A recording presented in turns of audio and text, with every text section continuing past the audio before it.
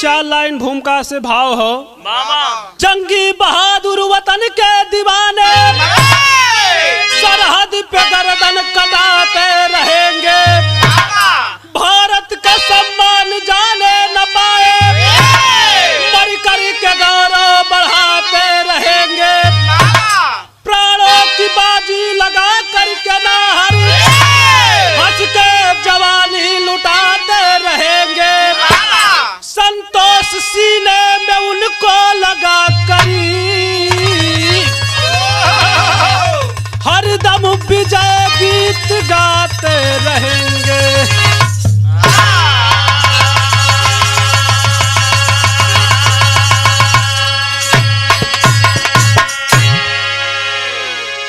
विराह में कव्वाली लगल भैया। मामा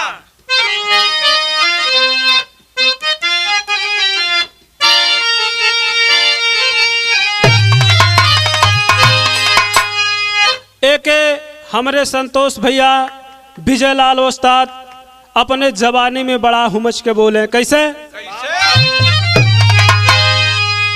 अरे की काबे में तेरा जलवा, अरे काशी में नजारा है, अरे कि हमें वो भी, अरे कि हमें भी प्यारा है, हमें वो भी तो प्यारा है।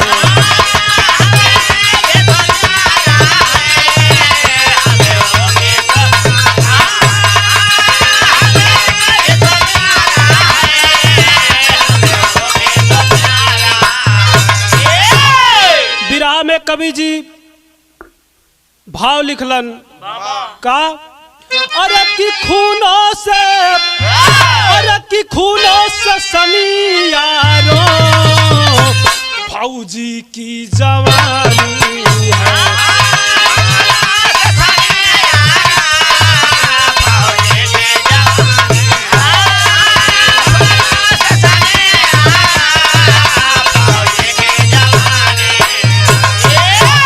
अरे तो खूनों से सनियारो अरे फौजी की जवानी है, अरे इतिहास अमर उनका वीरों की कहानी।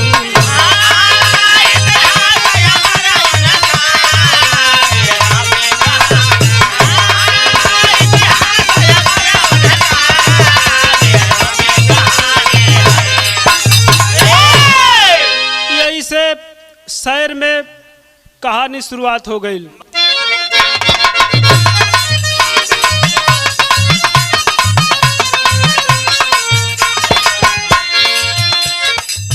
एक फौजी वतन पे जिंदगी गवाता है, एक फौजी वतन पे जिंदगी गवाता है, मान सम्मान अपने देश का बचाता है।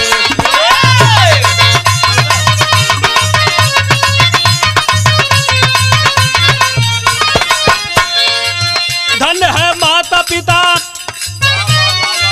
धन है माता पिता जो उन्हें जन्माते हैं, धन है माता पिता जो उन्हें जन्माते हैं, वतन के हीरो को गोद में खिलाते हैं।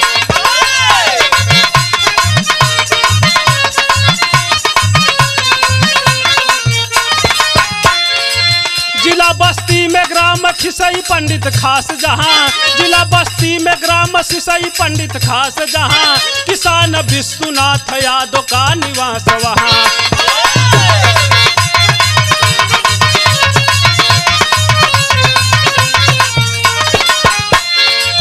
राम भारत विजय प्रताप शत्रुघ्नवा हो, हुए हतीन विश्वनाथ के ललनवा हो।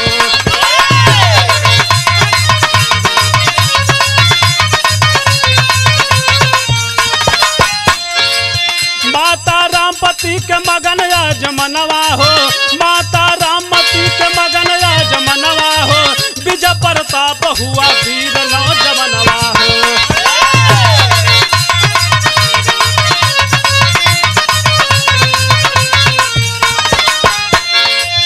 इलाहाबाद से वो सेना में सम्मान हुआ, इलाहाबाद से वो सेना में सम्मान हुआ, सिया में भर्ती विजय तब जवान हुआ।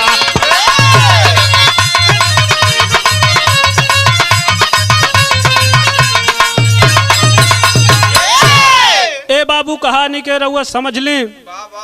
जिला बस्ती में ग्राम सिसई पंडित के रहे वाला विश्वनाथ यादव, उनके 3 लड़का, सबसे बड़ा बेटा का नाम भरत, उनसे छोटे का नाम शत्रुघ्न, और जो फौजी का जवान है सबसे छोटा, उनका नाम विजय प्रताप यादव है। आखिर धीरे धीरे समय व्यतीत होत बाप, आखिर एक बार विजय प्रताप यादव विश्वनाथ अपने पिताजी से कहलन कि पिताजी हमहू फौज के जवान बनल चाहत हई। आखिर पिताजी कहलन जा बेटा। आखिर गईल और 2001 में इलाहाबाद प्रयागराज से विश्वनाथ यादव का बेटा विजय प्रताप यादव CRPF में जब भर्ती भइलन, तो वह समय के एगो गीत लगल, बड़ा नमूना गीत हो भैया। कैसे?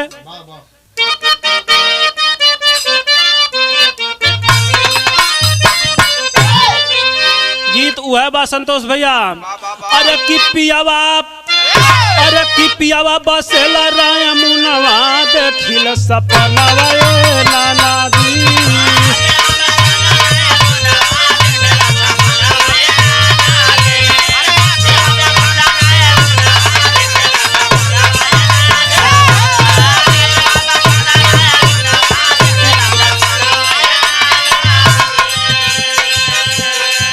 कवि जी भाव लिखलन कितना सुघर। जब आइलन घरे तब फिर विजय प्रताप यादव ड्यूटी पे जाए लगलन, माई बाबू का आज्ञा लेके। चल भैला बीरावा जवानवा, देश के करानवा ए मिटावा।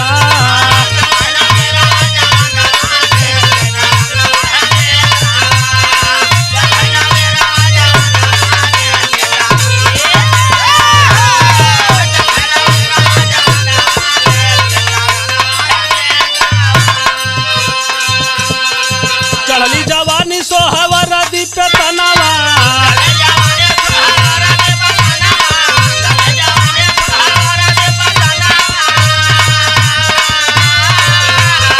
बहरे बहादुर विश्वनाथ का ललनावा।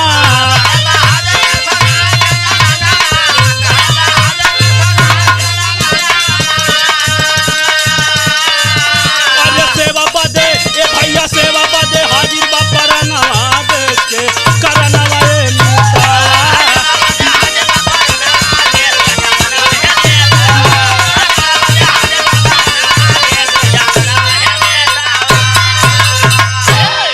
ए बाबू ड्यूटी पे चल रहलन विजय प्रताप यादव। जब CRPF में भर्ती भइलन, तब जिला संत कबीर नगर ग्राम रानीपुर से राजमन यादव अपने बेटी उषा के हाथ देवे बदे विश्वनाथ यादव के घर जिला बस्ती ग्राम सिसई पंडित पहुँच के कहलन का बिरहा में गीत लग गई।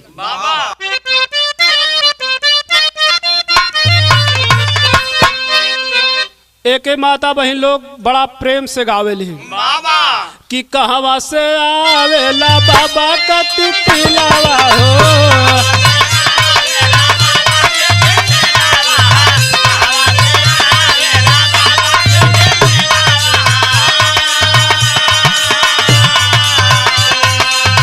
कहवा से आवेला बाबा का तितिलावा हो, कहवा से आवेला मैना गाय रे सावरिया।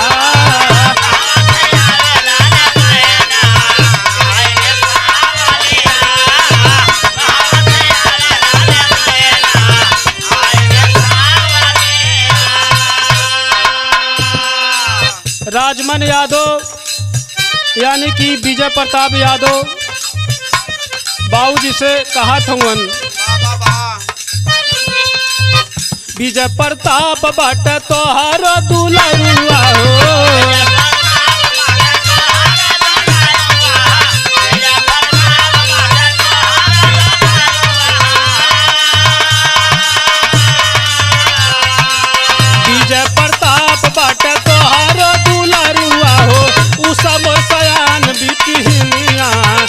के उठाला बाबूजी।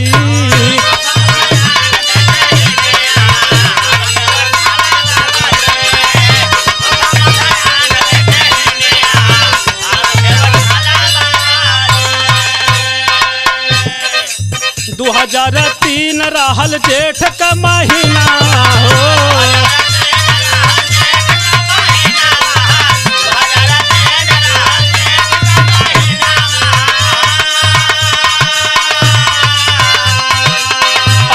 मई में बदल शादी का बंधना हो।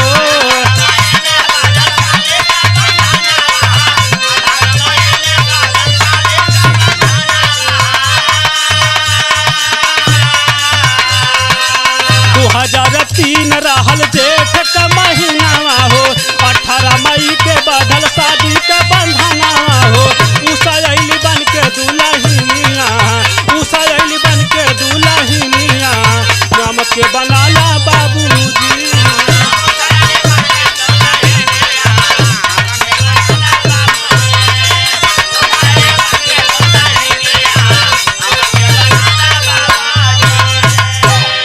ए बाबू आखिर शादी संपन्न हो गईल, समय व्यतीत भइल, तब बिरहा में एगो विदेशिया से भाव हो भैया।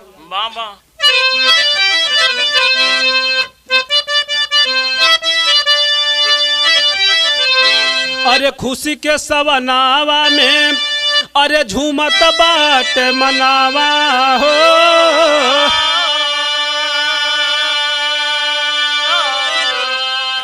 अरे चनवा से मिली गईली ए बाबू चमके चांदनिया।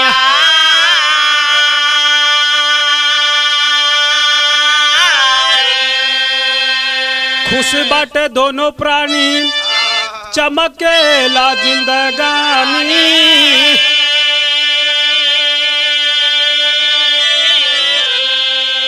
अरे गोदिया में भैली प्रियंका बिटिनिया।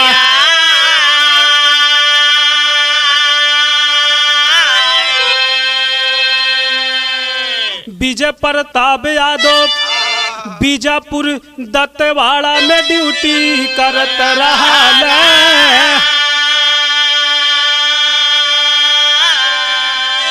ए बाबू बनी के तूफानिया।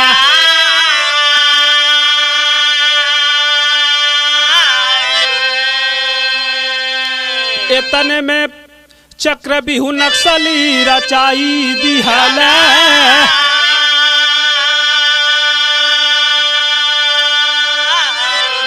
2005 23 मई वाली दुनिया।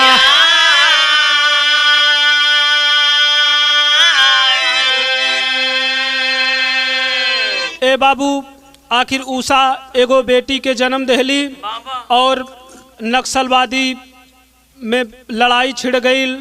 आखिर विश्वनाथ यादव के लड़का विजय प्रताप यादव के ड्यूटी पे जाए के परल। नक्सलियों द्वारा विजयपुर दत्तेवाड़ा में छत्तीसगढ़ में जब पहुंचलन तो सुरंग वाले चक्रव्यूह को तोड़ने के लिए अपने साथियों के साथ ललकारते हुए विजय प्रताप यादव ऐलान करते हैं। क्या कहलन भैया? बिरहा में टेरी से भाव लिखल गई।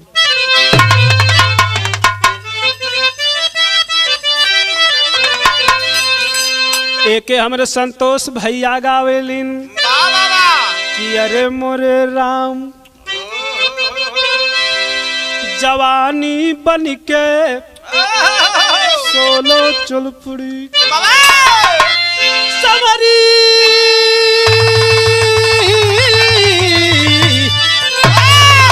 अरे जवानी बन के 16 चल पड़ी।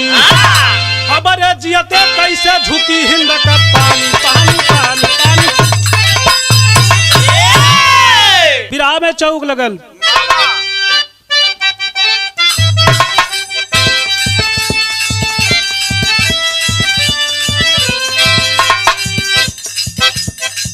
ई कबो कबो बालचंद गुरु जी के मुंह से सुनीला तो हम कुछ प्रयास करे थे बोले के। कैसे? नक्सलवादी सब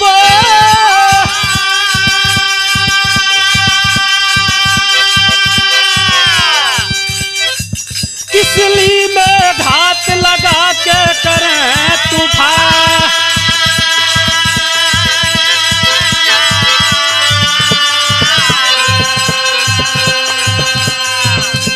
साथ लिया वीरों का टोली,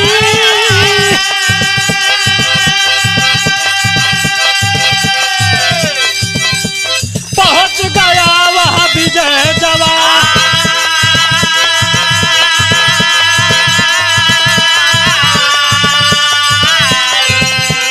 गोला बन अंगार निकलती,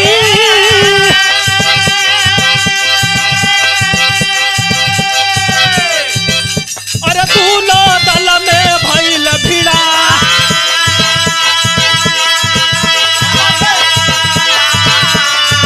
अरे लड़े नक्सली और सिपाही, लड़े नक्सली और सिपाही, हाथ हथेली लेकर जान बाबू, हाथ हथेली।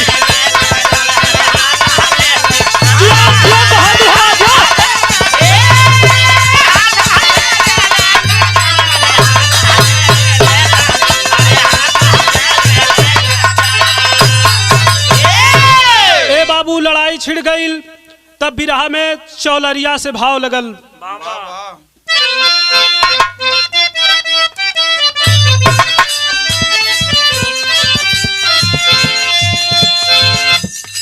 गोरिया दिन भर कई के कटिया, गोरिया दिन भर कई के कटिया, लेके सझिया के सिलवटिया, पीसलंगना मसाला ना।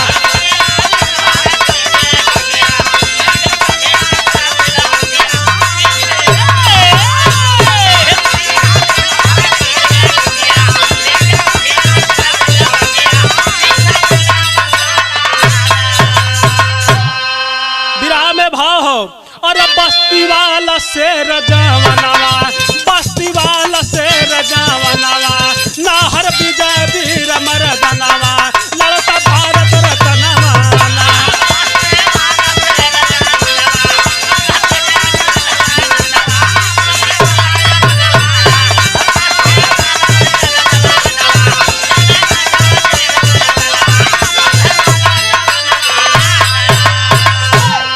नाहर बन के सिंह हुकारा,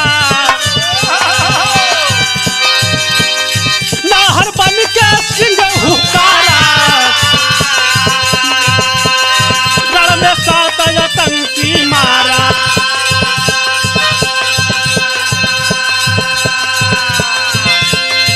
दुश्मन डर से लगल भाग,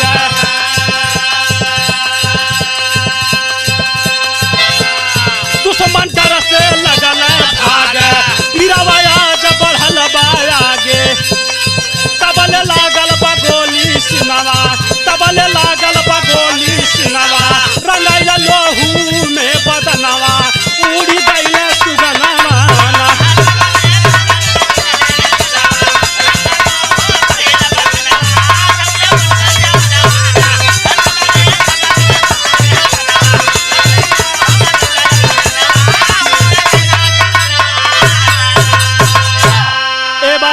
सात आतंकी के मार करके विजय प्रताप यादव के एक नक्सलवादी के गोली लगल सीना में और वीर गति के प्राप्त हो गईलन। तो सैनिक सम्मान के साथ वीर जवान विजय प्रताप यादव के लाश जनपद बस्ती ग्राम सिसई पंडित पहुँचल बा। आज बाबू विश्वनाथ यादव बिलक के रो पड़लन, कहलन का पिरहा में गीत लगल।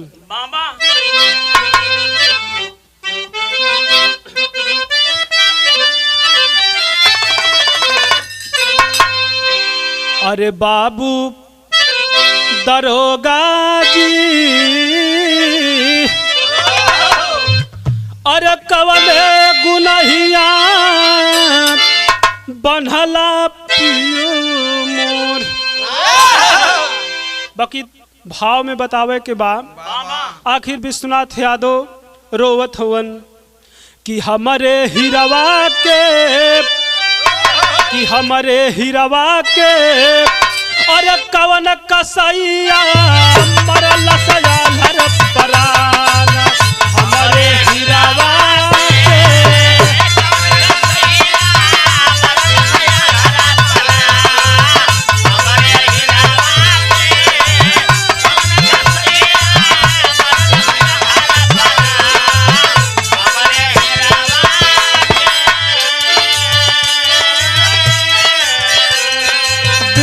विश्वनाथ यादव रोवत हवन। दूध पियवली थाने करके सिंचली जैसे प्राण। 23 बरस की अबही उमरिया, 23 बरस की अबही उमरिया, वरद में निकलल जान हमरे हिरावा के।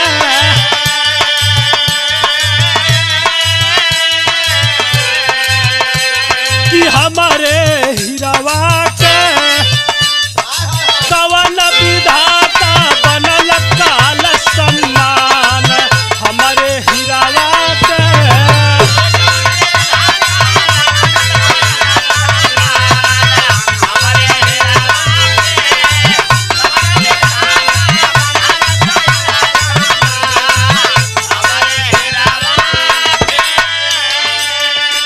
ए बाबू पूरा परिवार रोवत बा, यानी कि पूरा सिसई पंडित गांव रोवत हो।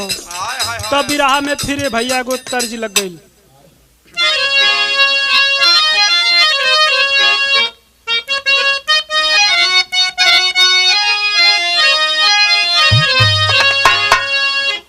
तोह के चढ़ई बमैया अरे नारियर चुनारिया हो कि गंगा जी। नारियर चुनारिया हो कि गंगा जी। भोरवे ओढ़ाई दे माथ जारिया हो कि गंगा जी।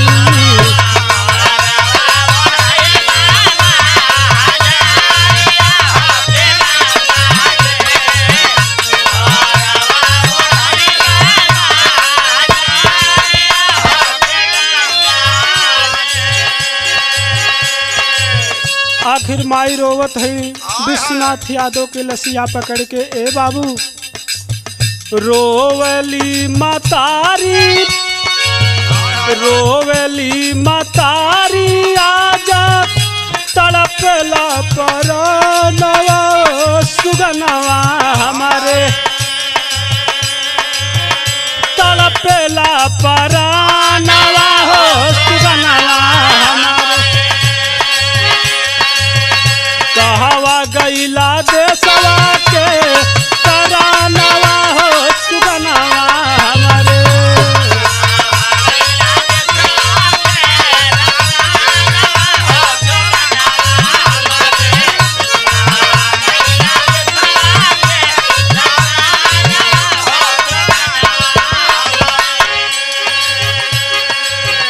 माई कहत है दूधवा पियवली तोह के अचर में छिपाई हो। जागा ए दुलरुआ तोह के जगावेली माई हो।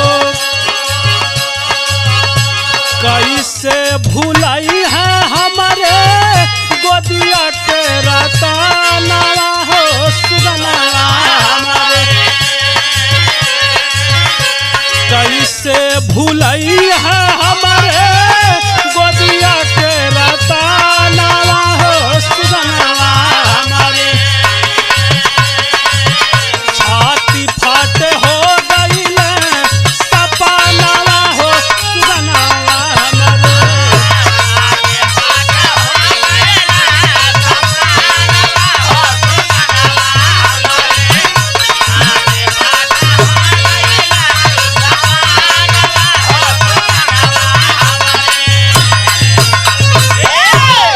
बाबू पूरा परिवार रोवत हो। तब बिराह में पह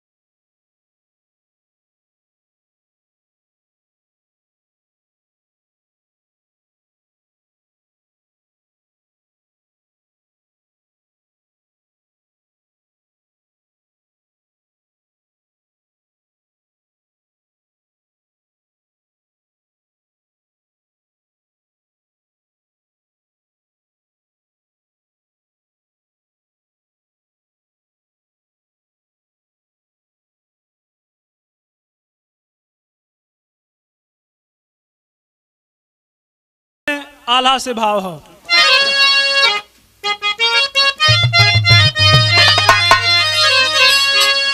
अरे क्यों धमा भगता सिंगा वीर चंद्रशेखर भैया,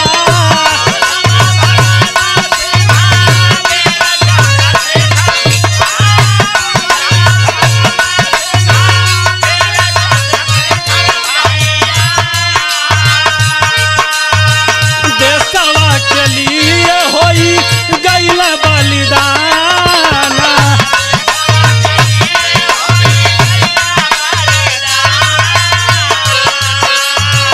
जानवा बचावा विजय देश के करनवा भैया,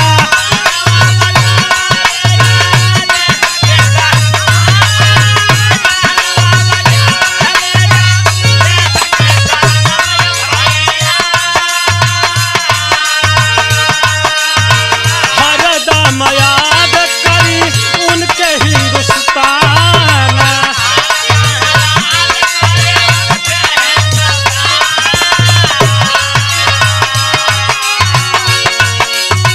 सीसाई पंडित गौआ में लसिया जरावल गईली,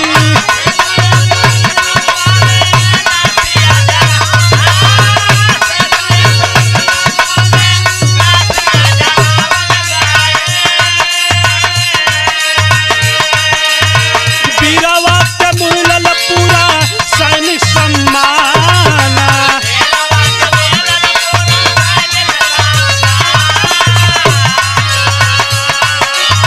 विजय प्रताप नामा तोहरो अमर हो रही है,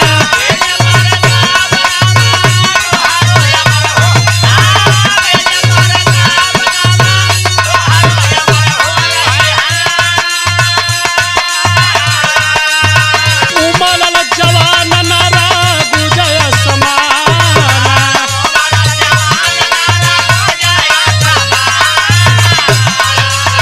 धन होई गईली माई बाबूजी के बेटवा भैया,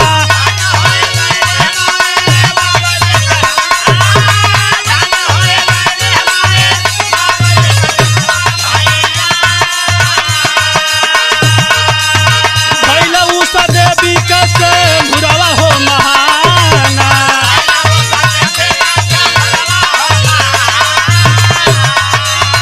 बेटी प्रियंका के दुलारई जवाना करी,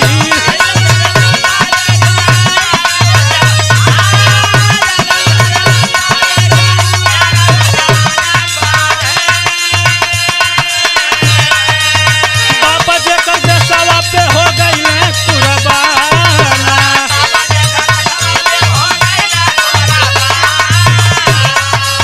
जिया ए बाबू आखिर विश्वनाथ यादव के लड़का विजय प्रताप यादव के वहीं जलावल गईलन, वहीं उनका एगो मूर्ति बनल सिसई पंडित गांव में, जौने मूर्ति के नाम बतावल गेल बिरहा में खड़ी है भैया। वाह वाह।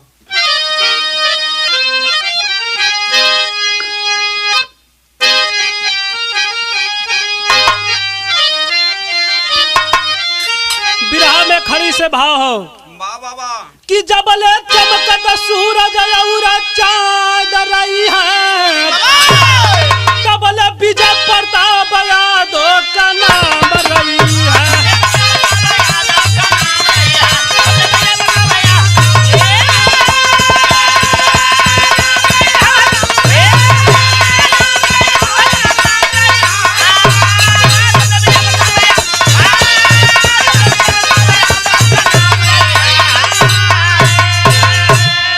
मूर्ति बनल बीरवा कसियू जी के साथ हो, नमवा धराइल जेकर बीजेश्वर नाथ हो, अरे हो त न हर फर्ज पर कुर्बान रही है, तबले विजय प्रताप यादव का नाम रही है,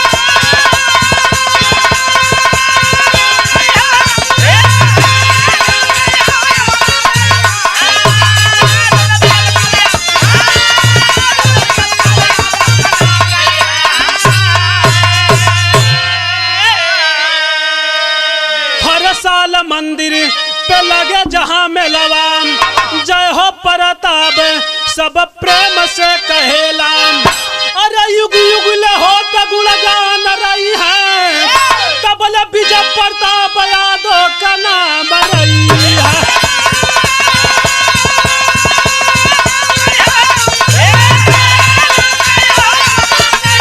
अरे जिया बहादुर जिया।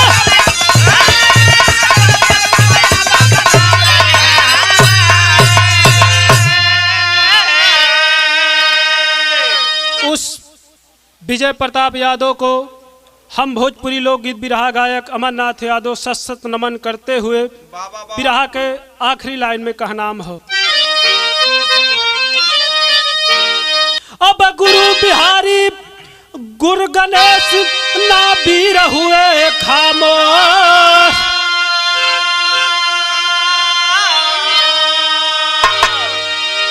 वतन प्रेम है सबसे पावन, अरे कहे कभी संतोष हो।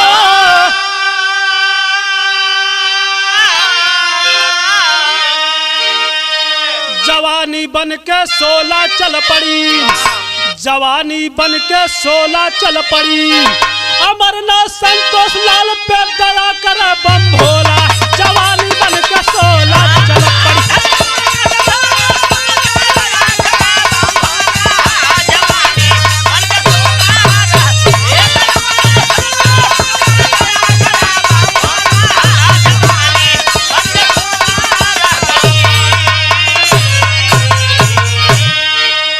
अच्छा भैया, हमार बिरहा कैसन लगल रउआ सब जे सुनी। हमारे एगो मोबाइल नंबर हो 90 26 89 88 77। जे भैया के पसंद आई एक बार हमसे ज़रूर फ़ोन करके बात करी। हम भोजपुरी लोकगीत बिरहा गायक अमरनाथ यादव, जिला